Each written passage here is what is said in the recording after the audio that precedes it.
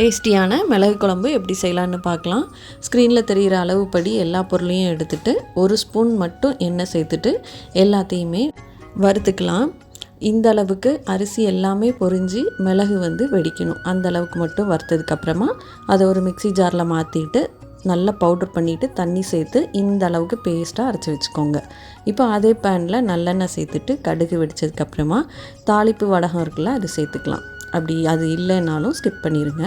வெந்தயம் சேர்த்துக்கலாம், கருவேப்பிலை, வெங்காயம் சின்ன சின்னதாக கட் பண்ணதை சேர்த்து நல்லா வதக்கினதுக்கப்புறமா தக்காளி சின்ன சின்னதாக கட் பண்ணினதை வதக்கிக்கலாம்.